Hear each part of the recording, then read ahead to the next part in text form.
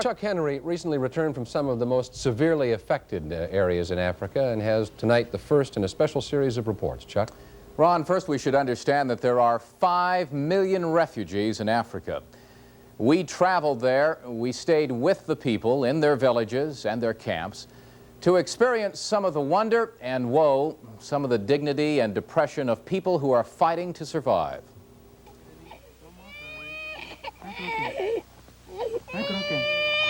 Perhaps the saddest sound on earth is the cry of a child.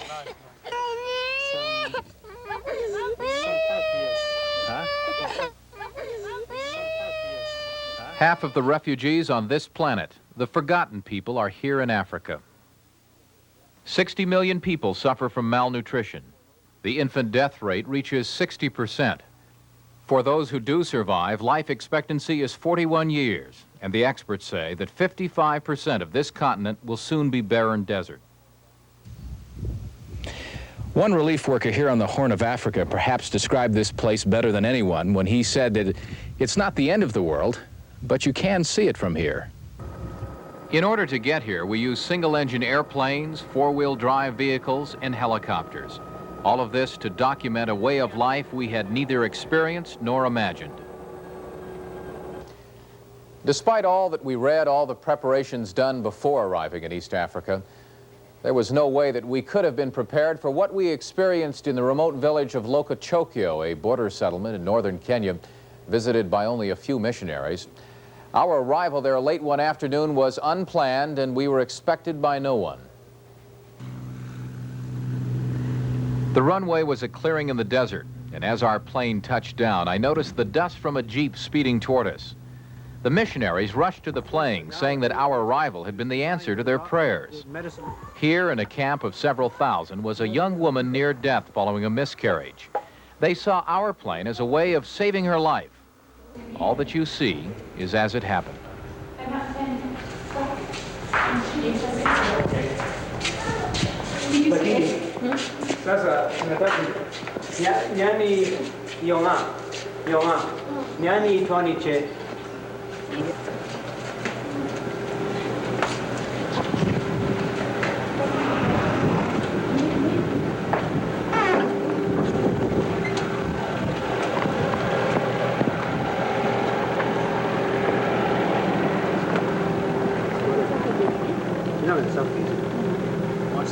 There were no stretchers, and so the woman was carried to the jeep on a goat skin.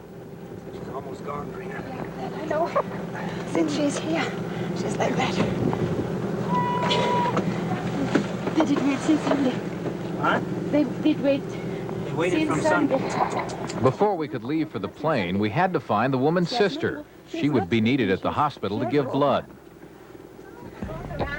Is she going to make this? I don't know.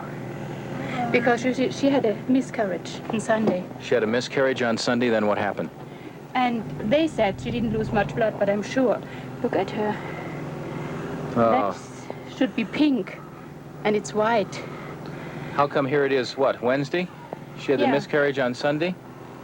And they gave her some medicines that from the witch doctor on Monday. The witch doctor? On Monday. And thought it would help. And they didn't give anything until now and brought her in this morning, just about an hour before plane came. Well, this plane is And you said you didn't even know. You had no idea that we were coming in by the plane. No, I just said to Essie, I said, well, we have to get her somewhere to a hospital. And then she said, is that a plane? I said, yes, it's a plane. You heard the plane. And we ran out and saw the plane.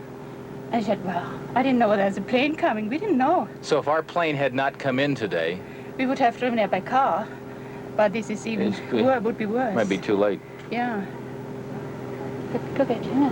No. Nobody. If you weren't here, what would happen to these people? Die. They would die. That's the only thing.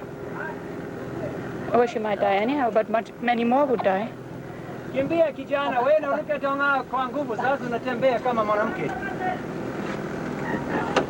This is her sister. So her sister will go. Yeah, she is the only one just now who could give her blood. Does she understand what's happening? I don't think she understands everything. She was the one who got the medicine from the witch doctor. She went to the witch doctor. Yeah. I'm sure she didn't mean any harm. Yeah. It was the only way she could think of helping her sister. And she said there wasn't anybody to carry her on Monday. So she went to the witch doctor and got the medicine. And today I think she convinced 2 more people to take her to him.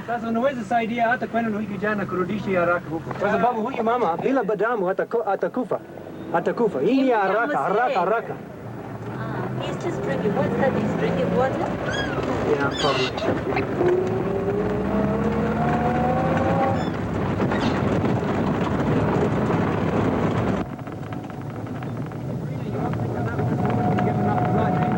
Somebody else doesn't show up. Well, I think we send her now and she can give some blood for the beginning.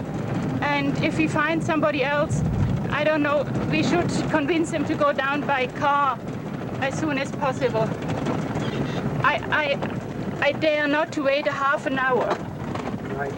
Well, the thing is, I don't know how soon those people are going to come. Yes, that's it. And she said she's the only relative. She hasn't got a brother. Well, it's nice that she's volunteering. Then down at Kakuma, can they get medicine, blood from the hospital? Well, the thing is, they have to get donors. That's what God, they have to get donors. We'll take her right here to the plane.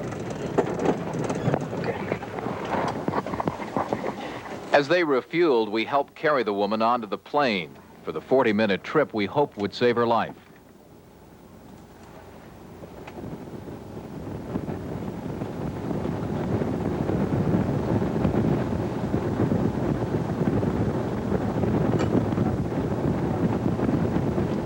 The pilot had removed the rear seats, and we strapped her to the floor.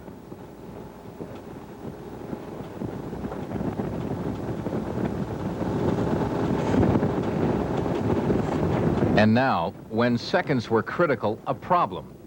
The dying woman's sister was afraid to get into our plane. A woman missionary from Kenya was using Heather, a little 6-year-old girl at the bottom of your screen, as an interpreter.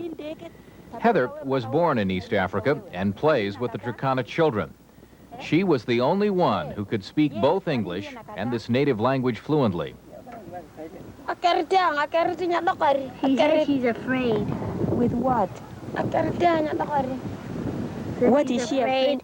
She's afraid that she's afraid to get on it. Okay, tell her that she will just go and come back. Can you communicate to her? Can you tell her just to go? We will bring her back. Bala, come, ilo chonga barabu.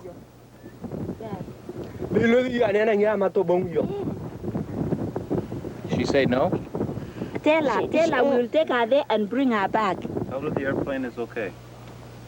I can't tell her so much in Turkana because I don't know. But just tell her that we will take her there and bring her back. Bala, awa kionga ka ngulu bala awa bala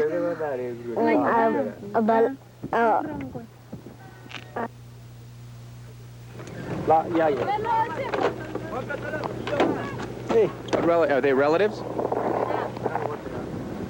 15 minutes later, the dying woman's father showed up and agreed to get into our plane. And suddenly, the sister also agreed.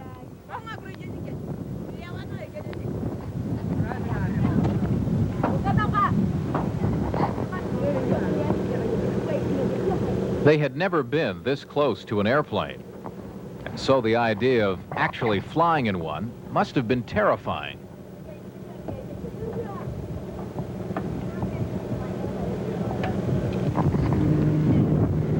There wasn't enough room in the plane for cameraman Don Varyu or myself, so we stayed behind, not knowing if they would make it in time or when they would return. After nearly 2 hours, the plane reappeared, and we learned what happened.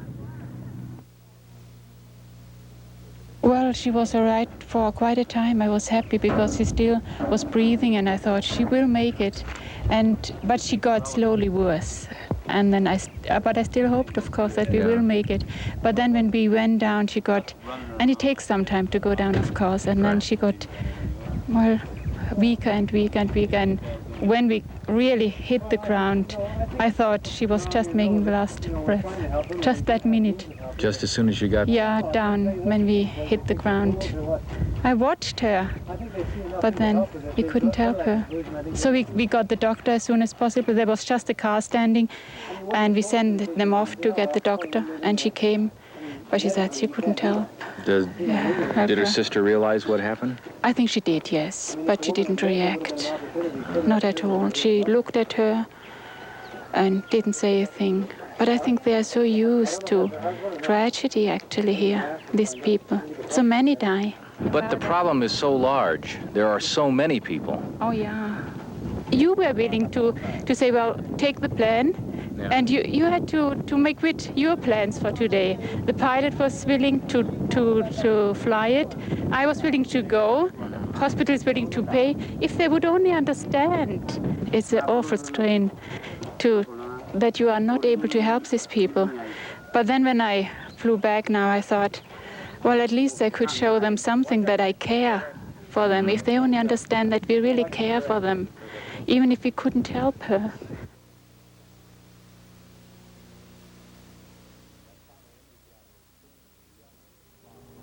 That final image on your screen was the young woman's father. If the hospital had been closer, if the village had medical supplies, and if help had come sooner, that young woman might be alive today.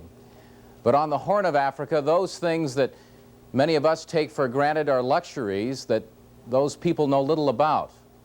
They are indeed the forgotten millions. And tomorrow night we'll report on another personal story, a look at how some people became refugees. Tonight we continue with the second in a series of special reports on Africa by asking you tonight to imagine that every person, every man, woman, and child in the city of Chicago is in serious danger of starving to death. Well, that is about the number of sick and hungry refugees in Africa today.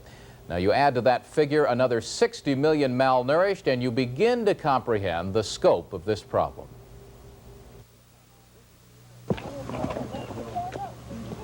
This is the Africa we first saw on the pages of National Geographic. A land of huge skies, vibrant colors, and safaris racing through tall grass. When we think of Africa, this is probably what comes to mind.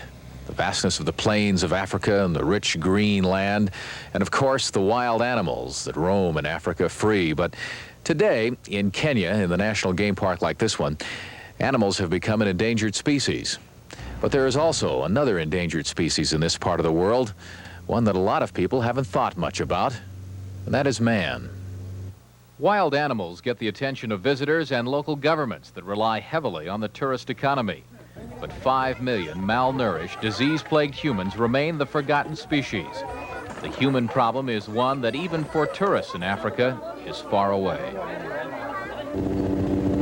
To find the worst of the human suffering here in Africa, you must, as we did, travel into the Rift Valley. 6,000 miles of desert where you can feel the reflection of 100-degree-plus heat as you land.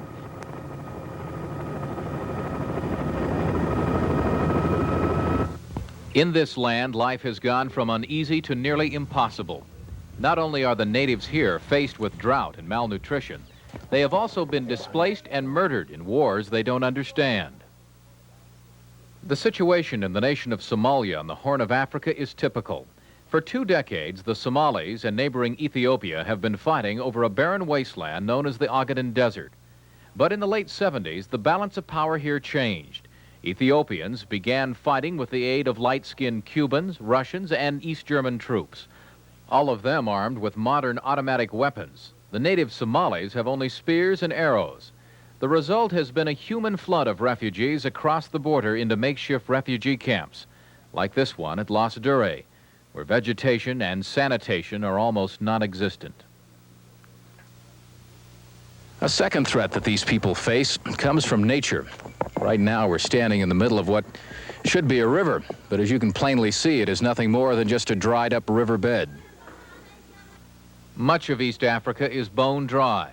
Only 13% of the land is suitable for farming, and of that portion, only 1% is now growing crops. Mother Nature is largely to blame. She's given this wasteland its normal rainfall only twice in 15 years, creating a nearly continual drought. The parched land is unable to support human life as it once did. Despite the denials of the Kenyan government, the drought last year caused the deaths of 20,000 people. At Las Dure, a camp of 75,000 refugees, we were at first mistaken for a medical team. There is only one part-time doctor here, and anyone arriving in a jeep as we did is thought to carry badly needed medical supplies. Get out of your vehicle and you are immediately surrounded by refugees, the curious and the angry. Because nobody can This woman demanded to know why she had been driven from her home across the Ogaden in Ethiopia by troops with light skin, why her husband and son had been slaughtered and her other boys taken away captive. She wanted me to know that all she had left were the clothes that she was wearing and a little child badly burned during the escape. What happened here? What is this? Penny. What? She's buried her son. When he was sick, when he was on the way, they were coming. Across from the Ogaden? Yes. He burned himself. Yeah. Obviously, I couldn't explain why this had happened. I couldn't offer her hope. She was a woman who had lost everything, and now, with the child crying, waits inside the canvas walls of her hut for the next tragedy, here in a camp teeming with tragedy.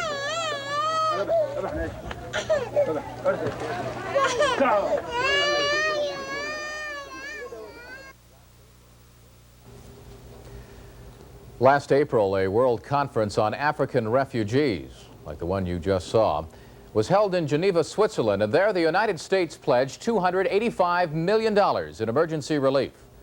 But when I left Somalia at the end of September, the first boatload of that emergency food and medical aid had yet to arrive. Now, tomorrow night, we'll have the story of how aid shipments are ripped off. Tonight, we continue our series of reports on how the other half dies with a look at the food aid which has been promised to 5 million refugees in East Africa.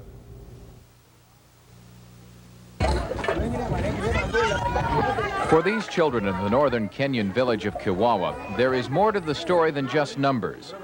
To them, it is a gnawing in the belly from too little to eat. Many of those bellies are distended not from overeating, but rather from a loss of muscle control to the stomach wall, allowing all of the parts of the body cavity then to fall forward.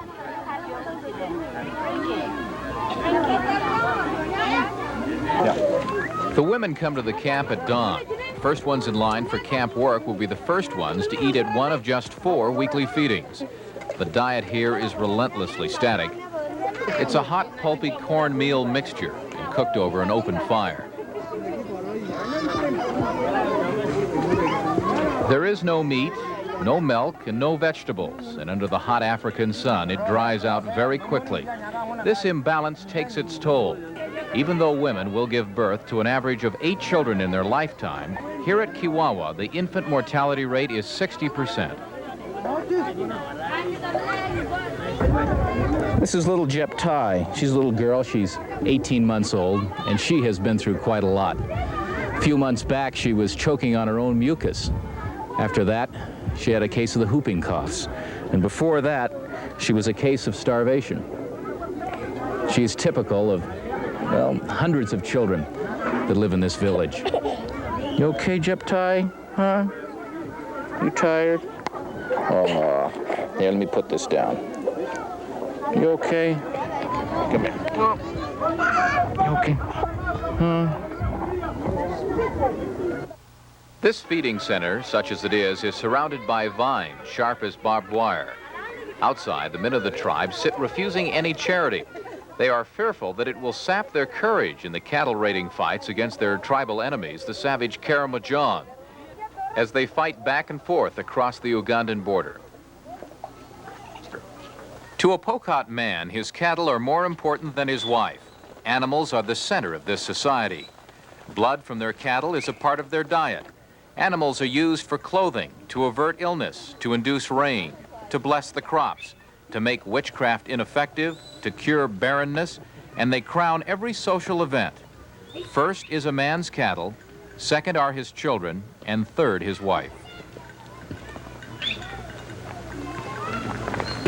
Since cattle are sacred, food comes from what crops they can grow, and in a drought situation, that is very little.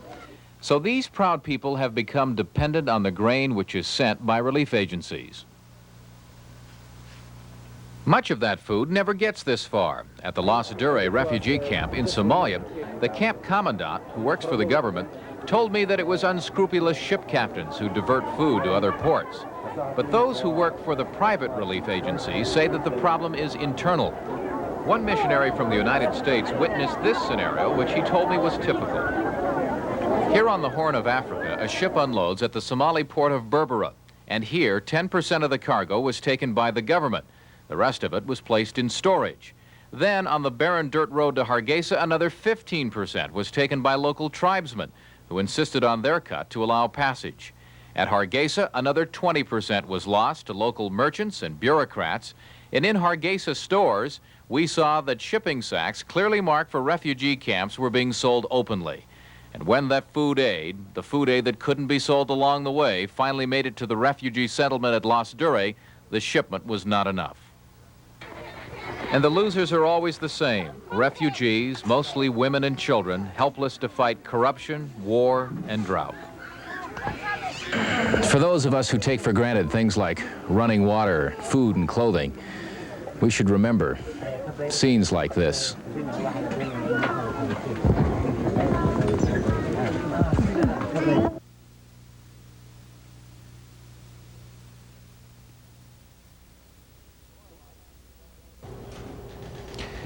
Tomorrow night, we'll be telling you about one of the most emotional experiences of our journey as we watched a woman struggle to save a baby's life in a village without doctors.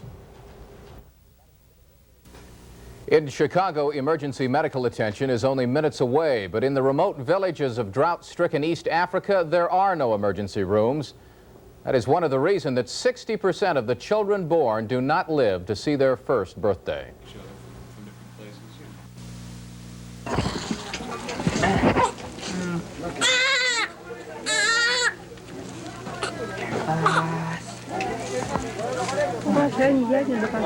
This tube is used to suck mucus from the lungs of a 4-day-old child with pneumonia. In this part of the world, the struggle for a life is especially difficult for the very young.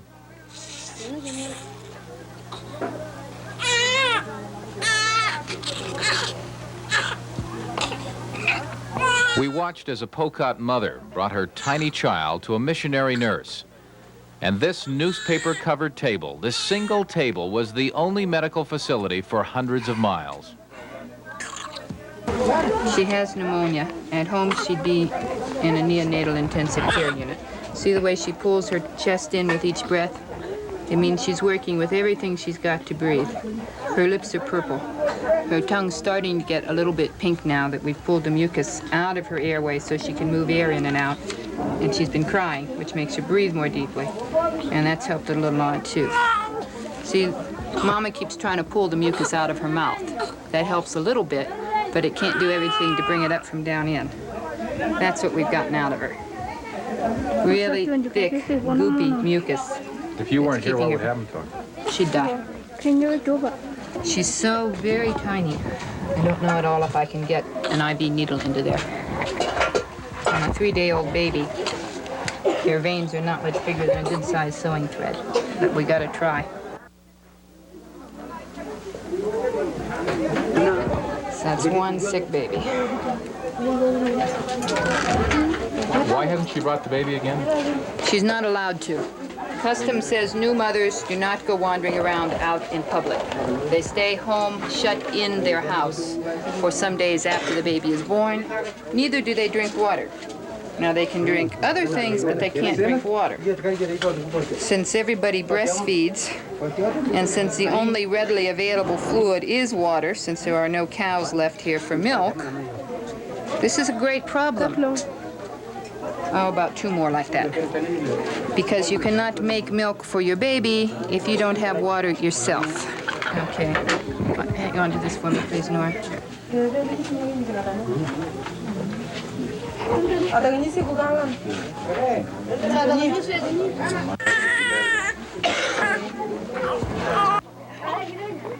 now hang on to this thing so we don't watch the tip.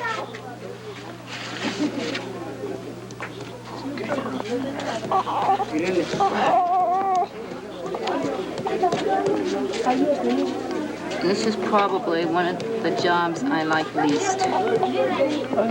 It's hard to do. I don't do it every day, so I don't get a good feel for it. And the odds of me succeeding on this child is small.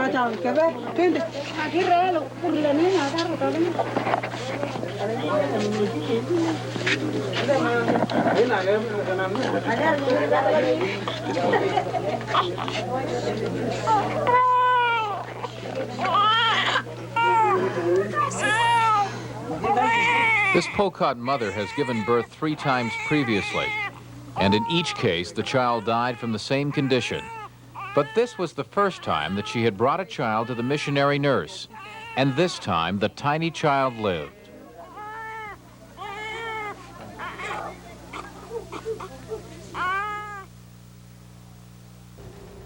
Of all the images we saw, that infant remains for me the most persistent image of our stay in the village of Kiwawa. And yet that struggle for life, the one that you just saw, is but one in a land where thousands of such stories unfold every day. Tomorrow, the search for water. Some have referred to the more than 5 million refugees in Africa as primitive people. But does the word primitive really apply? After all, is a woman primitive when she knows exactly the right place to dig into the desert sand and find water to drink? Find water where any of us would surely die of thirst? Is that primitive? Well, tonight we continue our series of reports on what in East Africa has become an endless search for water. The Turkana tribe in north-central Kenya is one of the most primitive on earth. Little has changed here for several centuries. The Turkana are now in a historic drought. Their search for water begins at daybreak. The Turkana people are nomadic, but they have learned to cope with the harshness of East Africa. This, of course, appears to be just a dried-out riverbed, but actually it is a source of water because what they do, they dig with their hands down maybe 5-6 feet deep, and at the bottom of these holes there is water. And although it looks muddy and murky, it is their drinking water. Another thing that's interesting you'll notice in this tribe, the women do all of the work. They come out very early in the morning and they fetch the water which will be used throughout the day. But the water the women carry away is not fresh. The riverbed is also the waste disposal site for the Turkana livestock herds. And when the rains do come, the animal and human waste inevitably mixes into the water supply.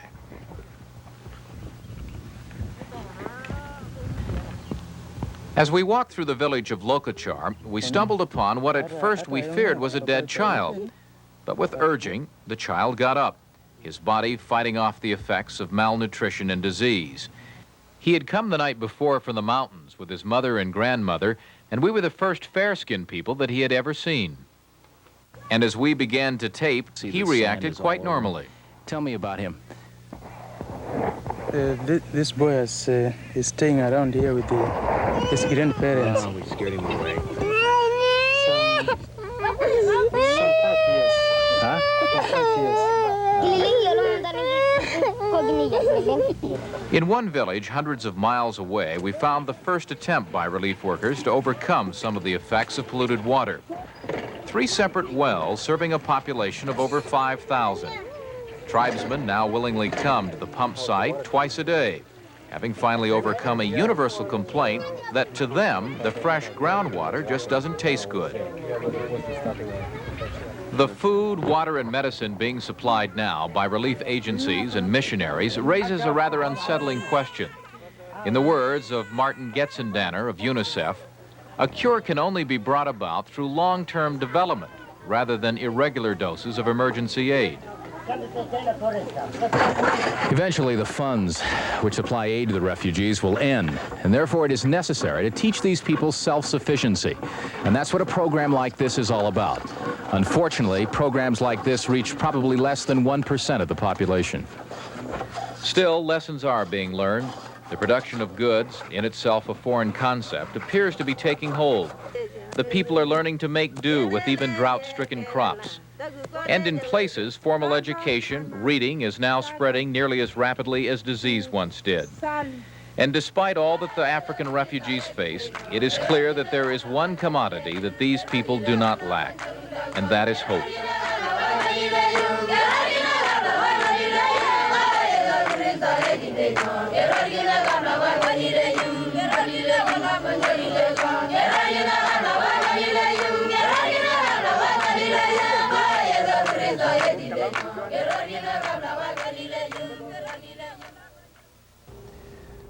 Many of you have been kind enough to call and write and say that you would like more information about African relief agencies. We have for you this evening a toll-free number that you can call for more information. The number is on your screen. It is 800-423-4200. Over the past 5 nights, you have seen a side of East Africa that few Americans have ever thought about: the 5 million homeless victims of drought, war, and famine. Tonight, we wrap up our series of reports with the hope of Africa. Despite their suffering, there is an unmistakable feeling of hope here, and you don't have to stay with these people for long to see it. Oh, look at that. You can find it in the faces of their children. Born into a world of physical deprivation, their families uprooted, herded into refugee camps where they are forced to accept charity just to stay alive, caught in the crossfire of border wars they don't understand. These people of East Africa have the will to survive. It is a will which has sustained them for centuries. And it is a shame that it has taken a tragedy like this to bring these people to our attention.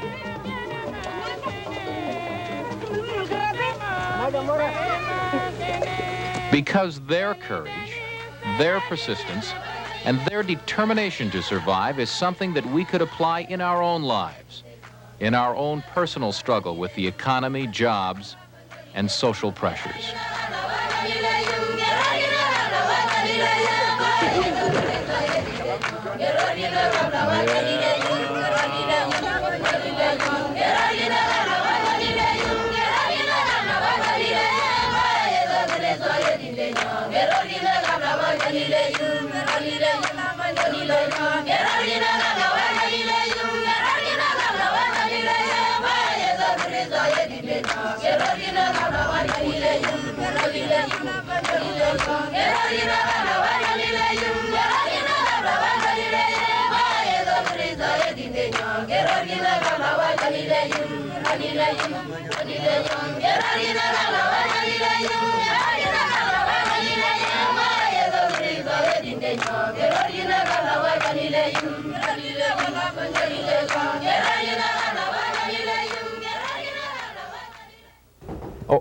Over the past 6 nights now, many people have asked if there's something that they can do, and if you feel so moved, here is a number that you can call. It is a toll-free 800 number, 423-4200.